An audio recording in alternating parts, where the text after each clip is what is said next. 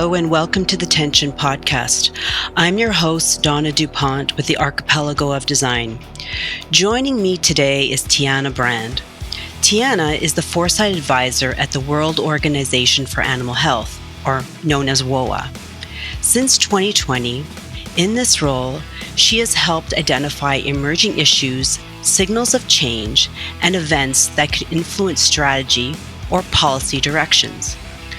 She's used foresight methods and frameworks and facilitated discussions and debates about possible futures that are emerging, as well as unexpected futures. Welcome to the podcast, Tianna. Thanks, Donna. It's nice to be here. Finally, we get this recorded.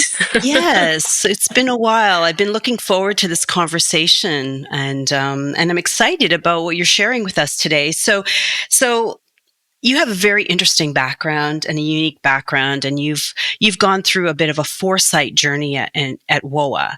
So can you tell us a bit about what that was like for you? Sure. Actually, it was kind of surprising in itself. It was a future possibility that I never even thought of. I know it has emerged in the animal health field. I had some tangential opportunities in Canada when I was working in the Canadian Food Inspection Agency, but more as a participant and sort of being proposed different emerging futures and, what we can do about it in the animal health field. But it didn't seem to go much further than having these types of workshops. But fast forward to 2020 and being asked to lead on something the organization had just been introduced to the year before. It was almost like foresight found me. I didn't go looking for it, but I was asked to do it, and we received some funding from the German Federal Ministry of Economic Cooperation and Development to design some foresight processes within the organization. And timing is everything because it happened around COVID. Oh, wow. It did. So a it time was of great uncertainty where everyone was asking questions about the future. Exactly. And the sort of when I went into this position, it was just as, COVID, the lockdown hadn't happened here in France yet, but, we could kind of see it and feel it coming. And then suddenly everybody was online. But even, like maybe a couple of weeks before that, there was some discussions when I first started in the position, and I thought, what am I going to do? I know, who do I turn to, kind of thing. And some first phone calls that I made were to the OECD, the foresight, strategic foresight unit there, and had a conversation with who's now become a bit of my a mentor for me and a friend of mine, Josh Pulcher. And then I went to places in Paris, basically, UNESCO and Riel Miller and his team on the futures literacy side. Everybody was available, and sort of thinking from the perspective of, anything can happen. We haven't really looked at this from an animal health and welfare perspective, but certainly it could fit in.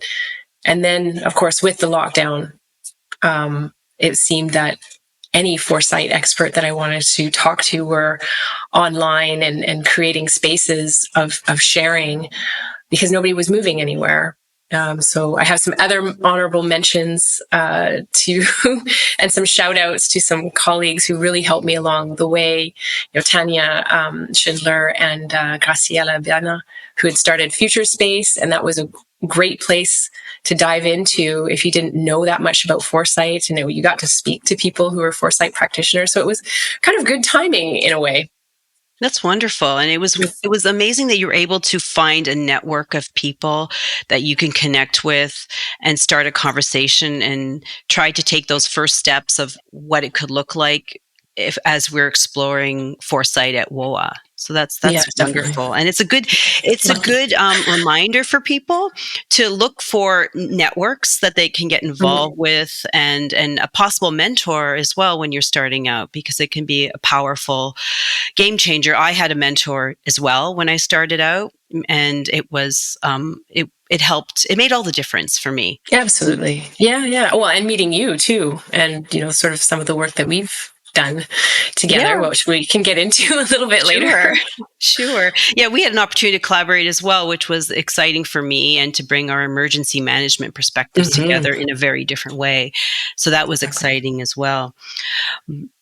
So what I would love to talk a bit about on this podcast, though, is the work you did, the Foresight Project, to celebrate WOAH's 100th anniversary. And that was a pretty large project. Yes. And so we would love to know a little bit more about that project, and why did WOAH launch this project for the 100th anniversary? Right. Well, good question. You always try to find some hook for your foresight work, and certainly work on the objectives. You don't just do foresight for the sake of doing foresight. It'll look fun, but you want something at the end of it. As I mentioned, this notion of using foresight, or sort of anticipatory thinking, came about to the organization in 2019, where we explored some scenarios to challenge are we ready? Are veterinary services, or the national governments that are responsible, or government departments that are responsible for animal health and welfare, are they ready for these disruptions that are coming our way? And some of them might be climate change, or environmental degradation, or fewer vets in educational facilities, and eventually becoming vets themselves. So that was a first go at using a foresight method. With a 100th anniversary, what a perfect time to not only look at the past. I mean, we can always talk about the past, and we can always talk about how what we have done in the past, how we evolved, and things like this. But then what do you do after that? People, it's very nice, you have a history, but what about your continuation? Sometime after the 100th anniversary. And this just seemed like a perfect place to not only do some interactions with our members, in a kind of fun way, if you will. But the part of that objective would be around capacity building for them. So they have an idea of how to use foresight methods, what they are, what's this all about, how they can work in conjunction with one another. And then also for the organization itself to engage differently with its membership.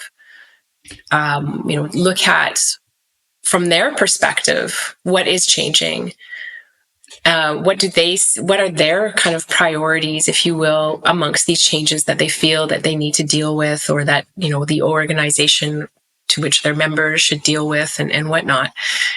So, 100 years has gone by. We've gone from 28 members, so a small group of countries, to 183 members today. And a lot has happened in between. And a lot will happen as we move along and move forward. So that was the real, the sort of the objectives, capacity building and, collective intelligence, sort of cultivate in a participatory manner the situational awareness, and connect with our members in a very different way. So that was a ideal way of using foresight, to celebrate how we go forward and how we think forward, and how we even perceive today, really. That's very exciting to have that kind of intentional way of looking how to engage your membership. Because as you mentioned, it's a big growth from the early days to now 183 members across different regional contexts, all different perspectives. And so how do you engage differently? How do you bring people together to understand the past, what's shifting now, right, changing, and then what does it mean for the future? So that's quite exciting as a participatory futures organizational project. Exactly. I think that there's this tendency from an international organization perspective, we know that the diversity is out there. The diversity is inherent in the membership. But I do wonder sometimes how how much we are embodying that when we're developing policies and things like this around animal health, even though we bring experts from diverse backgrounds and mostly in the animal health science field. But I do wonder, like, how do you get that sense of diversity? How are you? There's different ways of looking at the present, different ways of looking at the future, and exploring that. So that was another way, I think, of, again, it was almost felt a bit grassroots in some way, even though there wasn't every single member participating. It was open. However, there was sort of a collegial type of feeling when you're in the room and you're talking about futures and you have different perspectives on them. And you have different perspectives on the present, but you also realize there are common points, right, across the globe, regardless of where you are in the world. And it was really interesting to have this sort of international exchange. And in some cases, we needed to do it through simultaneous translation, this type of thing as well, to make sure that we're trying to get as broad perspectives as possible in some native languages. We only did it in French and Spanish. But it was, at least we weren't being unilingual about it, which can really ingrain some thought processes when you that's one way of kind of breaking down some barriers and really making this more of a open participatory experience as much as possible anyways, and inviting people to participate in that way. And the feedback that we received was really, wow, this was a really different way to engage. This was, I learned something here about how, my colleagues on the other side of the world are also interacting and acting and reacting to these changes, and having ways of seeing there are some commonalities and there's a lot of differences, and it just didn't put too much emphasis on that. It just meant, this was an open space for reflection. And that was quite, how do I say it? Refreshing in a lot of ways to have those types of open exchanges.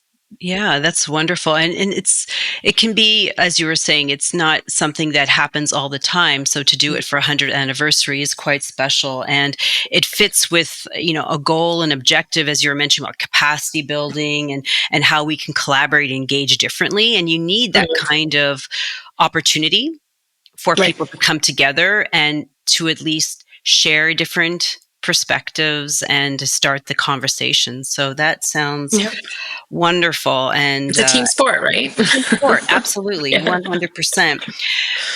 So I understand within that project, you had the opportunity to develop future scenarios. We did, yep. So can you explain a bit about those scenarios that were developed and what were you exploring within those scenarios? Okay. Well, I had a group of people that I worked with, the team from Jigsaw Foresight, led by Wendy Schultz. And our role really was to facilitate how we built scenarios. It wasn't for us to write them. So the participants were actually the source of inspiration for what the scenarios eventually became, like the storylines eventually became. So we did develop 5 of them. And, excuse me, because we had to try to get as much perspective as possible. And it's better than, 1 or 2 scenarios. That doesn't give us a lot of depth. So what we tried to, or what we realized in looking back at the scenarios now, there's a tendency to talk about collapse. That there's some kind of disruption that is happening in there, which is the point of scenarios, to break down our assumptions about the present and how this notion of the future is an extension of the past. So when one reads through the scenarios, right, they're kind of dark or what have you, but collapse, there's something about collapse that leads us to some kind of transformation. We're as human beings, we have a tendency to really in the face of something, we become quite innovative. So it wasn't meant to, be dystopic or what have you, but there were elements in those scenarios that were brought out by the participants that really were, helpful. It made us all feel like, yes, these are possible futures, and these are things that we might face. So what are we going to do in those different futures? So the first one that we did was called Eco Revolution Rising, and this is with the French-speaking group. We just chose to do it, keep the theme of this idea of food systems or production systems completely disrupted by innovation. So this idea of collapse of traditional way of doing things, and traditional ways of doing things, that looks different wherever you are in the world as well. So there was that sort of idea too. We wanted to keep flowing in that scenario. The second one is called In WOAH We Trust, and it's about the collapse of trust, of the truth. Really a focus on misinformation, disinformation, malinformation, which is, I think it's always existed since, the time we could communicate, but it feels more pressing in this day and age with social media and media and other means of communicating. The third one was certainly the most dark. It was called Hangry Games, so a mix of hunger and angry. And in this scenario, everything is disrupted by a polycrisis. Like there's complete collapse in food systems, where this synchronous harvest failures. Just things going absolutely chaotic. So the fourth one, animal health from the bottom of the ocean to the stars, is about food systems transformed by value shifts. So it's the collapse of the ordinary, right? We're here on planet Earth, terra firma. This is where we do most of our food production, animal husbandry, etc. And however, we've taken things to the extreme, or I wouldn't call them extreme. We've gone off planet, or we've gone deep into the planet to do this type of food production systems. And then the last one, farming for resilience, is the food system transformed by well-being. So this idea of the collapse of centralization and monoculture. There's a lot of innovation and different type of work in there, or different types of innovation and technology. However, it's not the ordinary. It's not the status quo. And some of it has to do with, this idea of robots being involved. And we see that in some cases, how in some animal production systems, but not in the way that we think they are today. Right. So those were those were the 5 scenarios. In terms of points of tension, certainly climate change played a huge role in a lot of those scenarios. And, there's a lot of, uncertainty around there's certainty. The certainty is that it's happening. The uncertainty around the impacts is less uncertain these days. We see it happening. However, we need to ask ourselves, what are the plans for mitigating animal health and welfare in the face of climate change or changed climates? Right. Because that leads to food security. Yeah, concerns, absolutely. Right. So down the road, if you're not mitigating or proactively, then you're dealing with significant crisis and potential conflicts that result out of it. Right. I mean, what was that? I don't know. There's a famous quote out there, is that we're always 2 meals away from a revolution. I don't know who said that exactly, but it's stuck with me because it's true. What you're saying, these things have impacts. When you're talking about food security or food insecurity, what is the cascading impacts of that? And you add in things like political tensions, social fragmentation, and then, maybe throw in some technological innovation, whether that's going to help or hinder or somewhere in between, you have yourself a pretty interesting future ahead of you with these types of, anticipatory types of thinking. That's right. That's right. So that's really interesting. Those are really 5 unique scenarios. And what I loved is that you said they were generated by experts within the sector itself that could really understand the system. They understand where there's uncertainty and where we need to advance conversation in different directions. So I love, because those are quite unique to the foresight futures world, where you're really doing a deep dive in animal health. Yes, And, exactly. Oh, food certainly. I systems mean, too. there's some people who will say, even sometimes the participants would say, "Oh, but this will never happen." And one of the, I think that's just wishful thinking.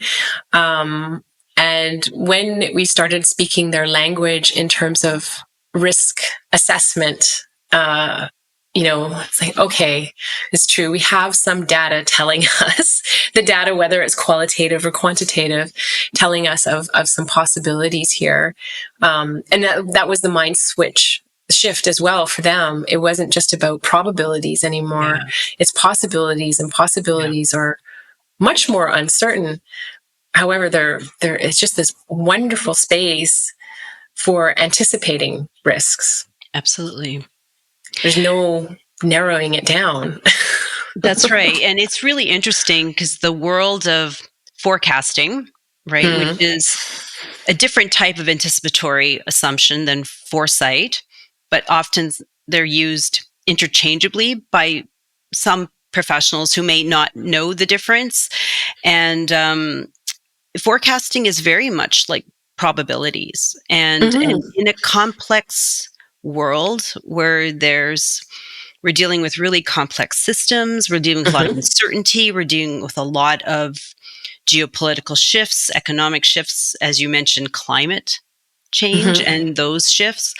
It's hard to forecast long term, and it's based on the past. And so what you're doing is you're highlighting what's changing and opening up new areas of conversation that can help bridge towards more of a future orientation of where do we want to go. Exactly. Where should we go as well? I think that, there's the desire, and then there's the absolutely, must go this way. And you're right to highlight this idea of in some very technical fields, like certainly in animal health, we do have a tendency to rely on data in terms of forecasting. We might use it in disease modeling. We might use it in sort of these risk assessments and whatnot. But you're right, it is a little bit of the past, and it's just telling us what is foreseen and not necessarily what is unforeseen or what we don't want to see. That's right. And even in sort of the disease modeling world or the risk assessment world, there's a lot of the caveats that come in, right? Might not have taken into account, this location, this type of species, this type, etc. So this idea of kind of embracing uncertainty or using uncertainty can be destabilizing, I think, for people. However, there's this, I was told, invite people to lean into that uncertainty. And think about like what could come about in the long, think to the places that they didn't want to think about when they were doing the disease modeling or the risks, and they knew intuitively that there was something there. However, they needed to narrow it down because they needed to make X decision at the time. And it's sort of like, well, it's this whole other space that we have, and thinking far out and in consequences and impacts. There's really something lovely about that. It's kind of hard to explain. It probably sounds very strange to the listeners to say that there's something lovely about uncertainty, but there is, because we have no idea what's on the other side. But if we're conscious of the fact we are making certain decisions and we're thinking about the impacts of those decisions prior to stepping into them, we have many more options to choose from. That's true. In terms of where we're going to pull in the information from our decision, how we made our decision, how we justify our decisions, etc. And I don't think we've really ever done that in animal health. I know there are some spaces that are starting to do that, like the McEachran Institute in Canada that's thinking about the futures of animal health. And I think that we really need to get this type of thinking in early on in the scientific community, because science is all about speculation. Like, we have these ideas, we have doubts, we test out theories, we experiment with them, we fail a little bit, we learn something, we relearn something. So there's, we can take that creativity. People think science is just, you get put in input and you get an output. But to get there was a lot of speculation about how that might work. That's right. And then re-speculation about how that's really working. So I think there's a lot of space here for that. There's a space for bridging. And that's something that I talk about a lot, is about how to bridge forecasting, foresight, science with foresight, and how each one explores uncertainty differently.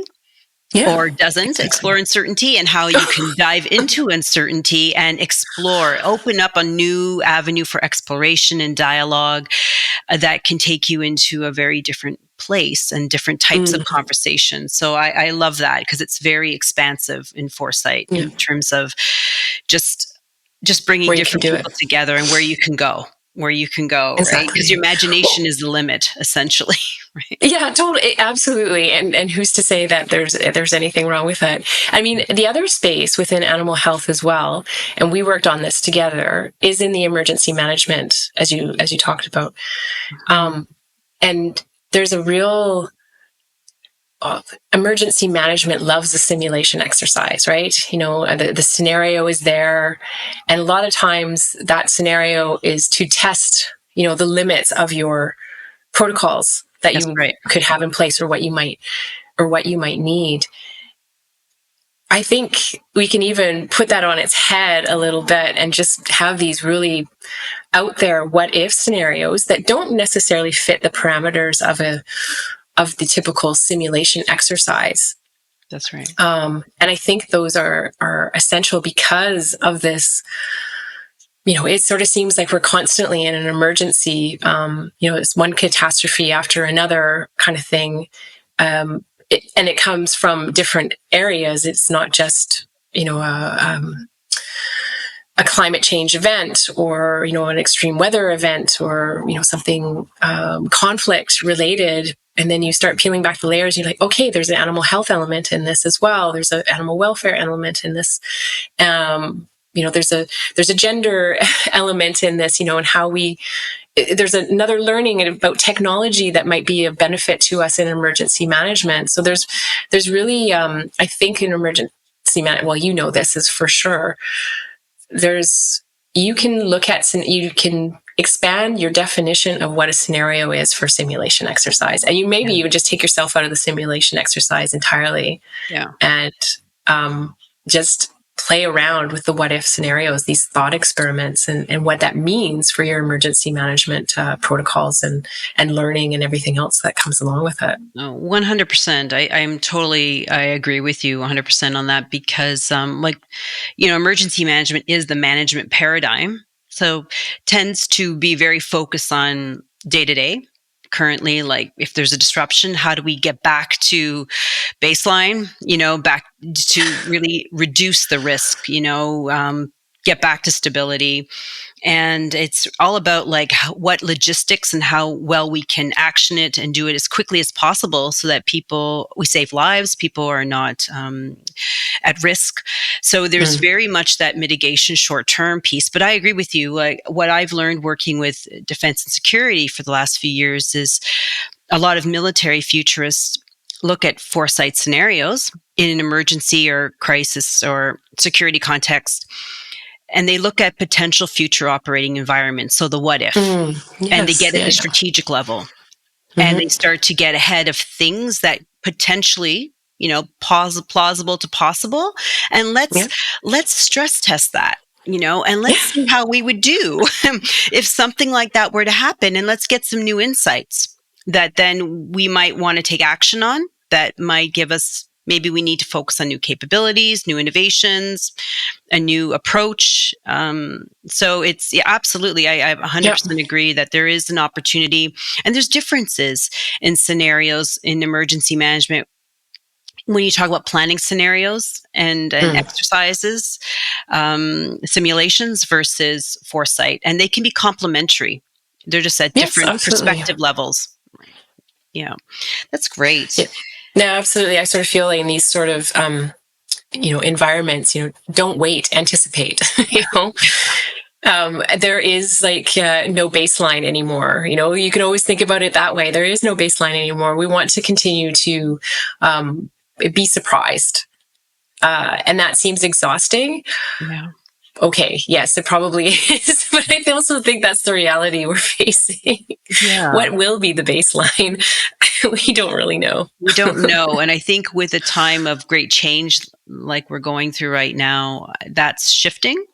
And so there's a lot of things that are in transition, and that the old ways of working will probably not be relevant. And the future is really unsure. It's not clear. So we're kind of in this transition space where we need to rethink everything. And so I think this project you've done is a great example of rethinking, what disruption looks like across the board, but how we can pivot and new ideas for the future, right? And start to open a conversation. Absolutely. So tell me a bit about what it was like to integrate foresight in a global institution. What was this a big mindset shift for WOAH? I guess it was at first, because when I was new to the field and trying to find, when you think of foresight, there's this idea, a link to trying to predict or something like this. And I struggled with that at the beginning. I thought, oh, geez, if I'm struggling with this, I'm not going to serve too well as a guide if I struggle with this. So where are the points of entry, especially in a scientific and technical organization, that's trying to do a lot of policy work. And you do need to go back to the language that you're all speaking. So again, this idea of risk, this idea of anticipating was more, it felt more accessible for people. So of course, language and your terminology you use is super important.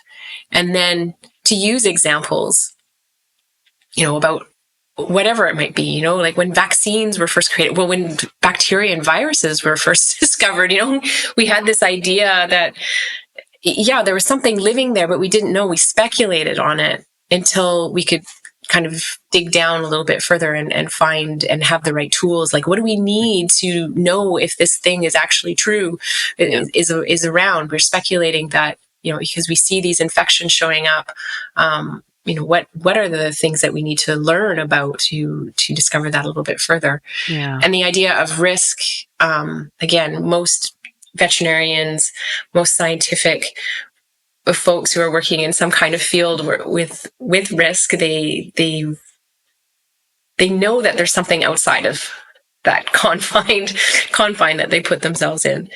And certainly working with people in emergency management, there's a click a lot of the times for them.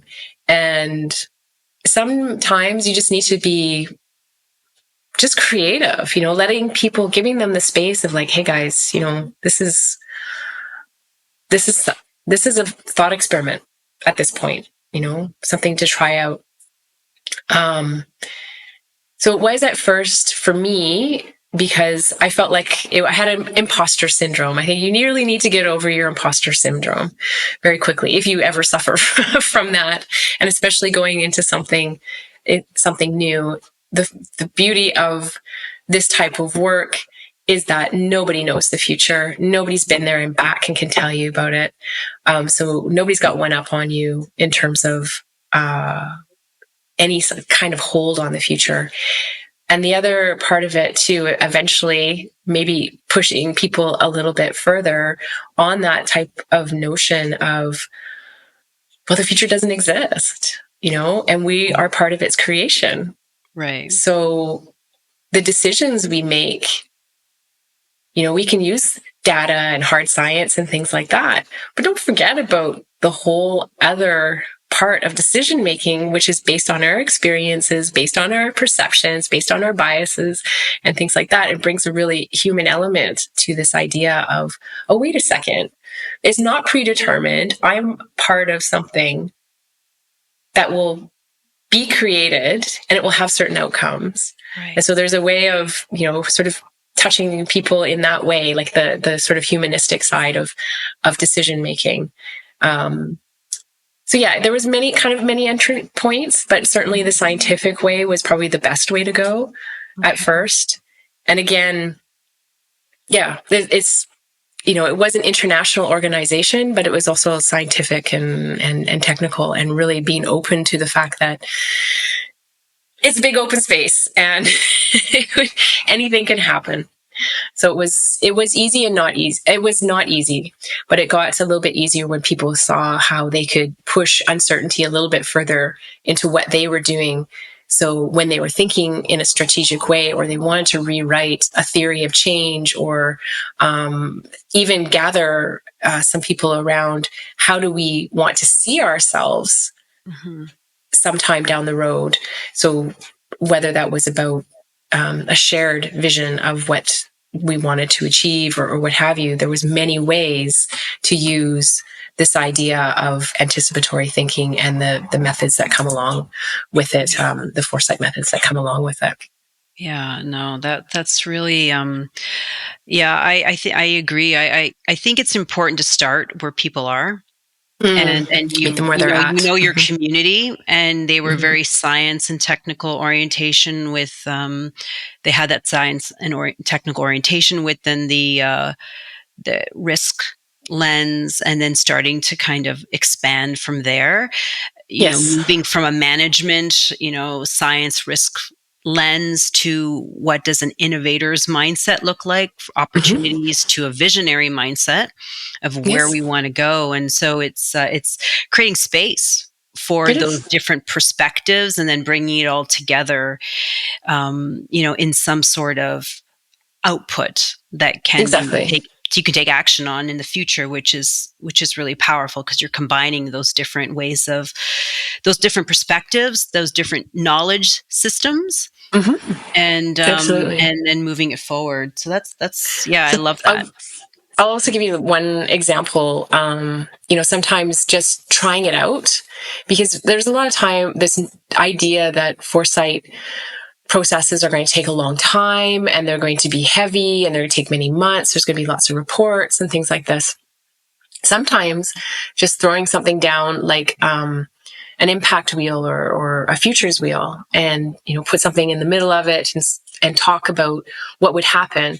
So because we were talking about COVID, and I had some where we were sort of at the tail end, I guess, of COVID, and some colleagues in the preparedness and resilience department said, Tianna, can you help us, sort of think through this? Because there's a nice way of systematically peeling back the onion, if you will, of uncertainty.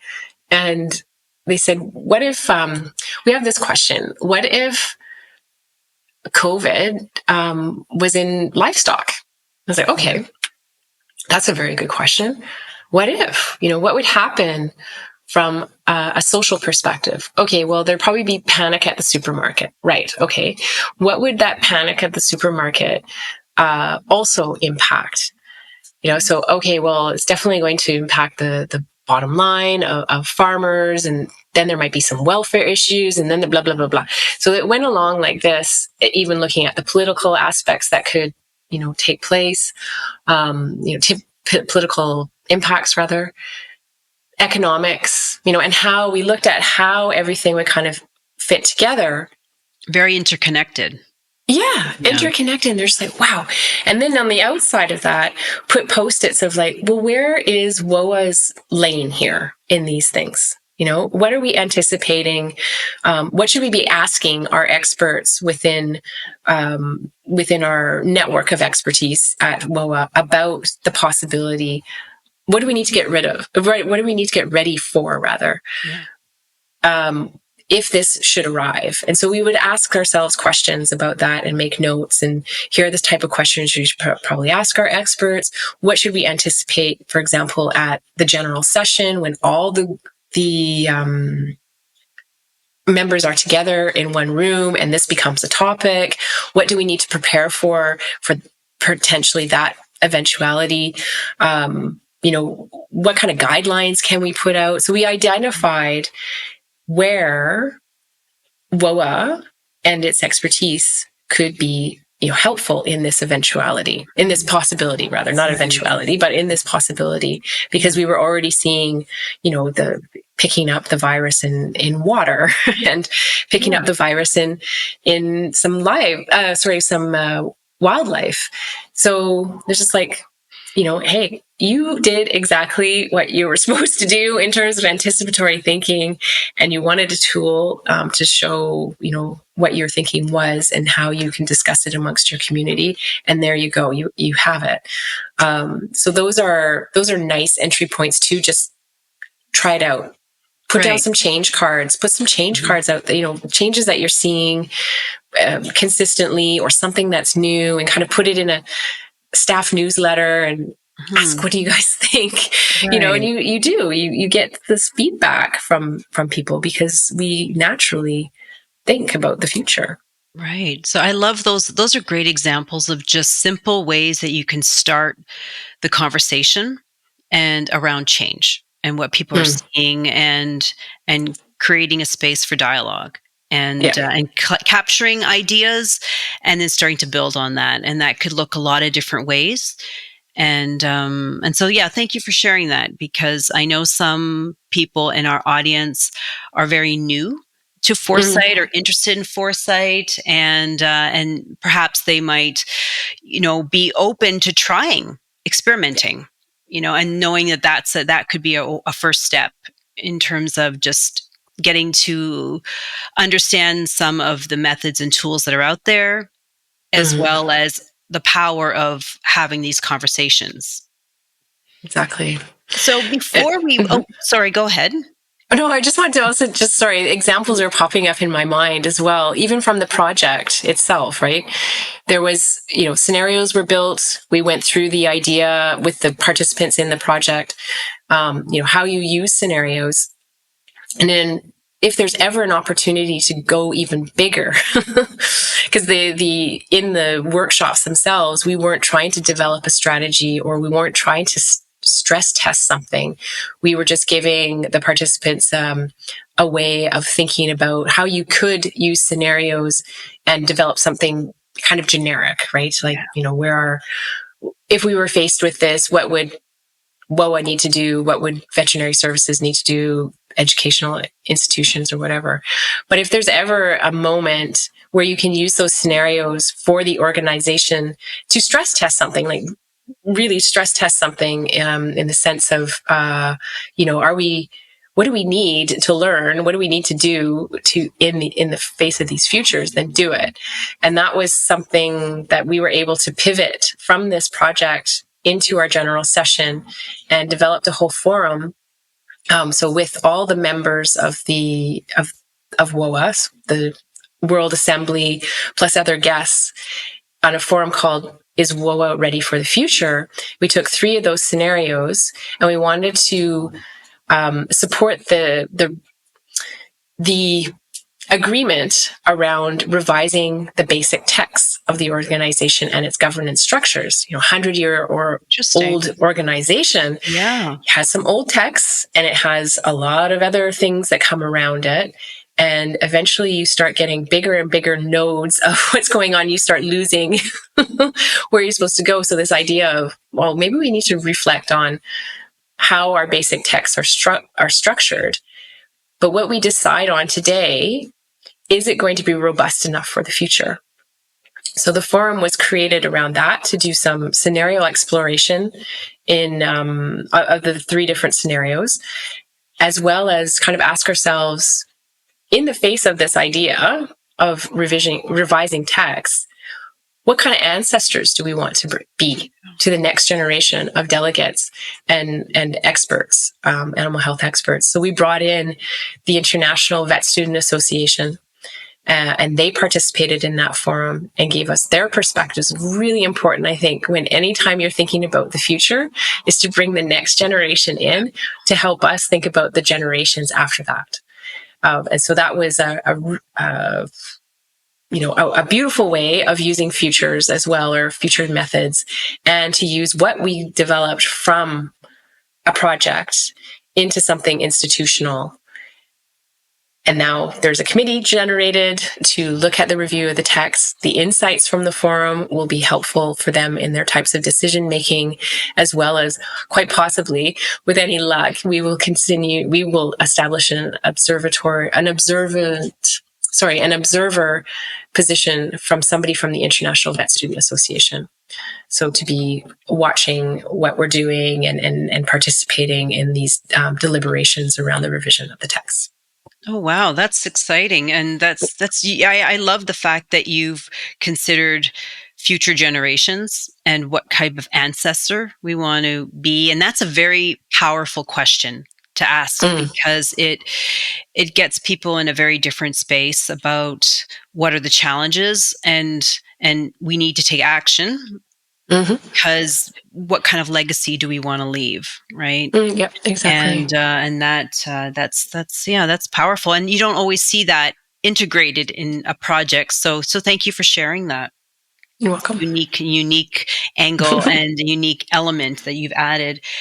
So before we wrap up the podcast, do you have any final tips for someone new to foresight and maybe interested in integrating it within their organization or their work? Yes, I would certainly say be fearless. And I would go back to being fearless is getting over the imposter syndrome that you might have. The foresight community is pretty open, and there's many ways of entering into, how you use how foresight methods are used, where they can be used, what contexts and things like that. So I really recommend, going to seminars, going to webinars, talking to people, reading and reading and reading. There's so much literature out there on how foresight methods have been used in different contexts, and you get a sense of, the possibilities.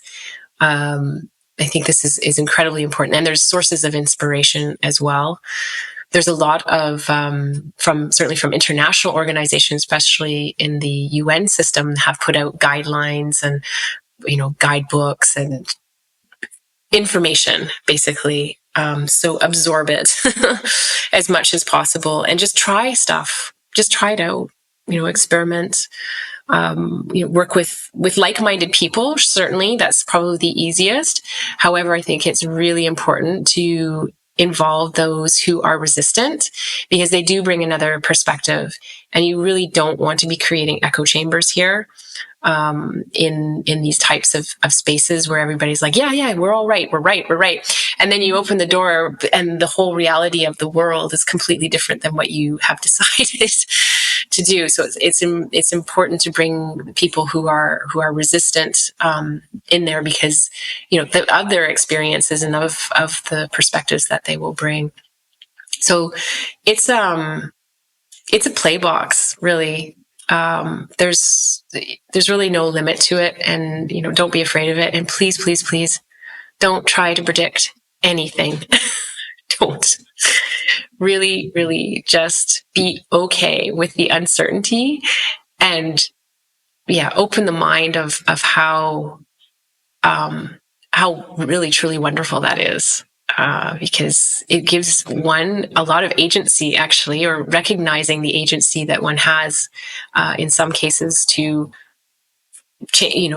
not go with the flow of things, and try to change things or speak differently in these contexts of, how change is perceived, and what might be the outcomes of those change. Nobody knows.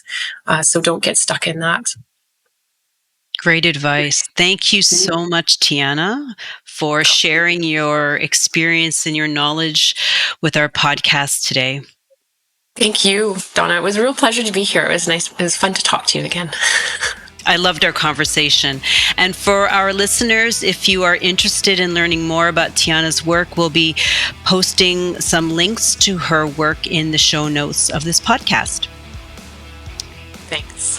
Thank you, Tianna.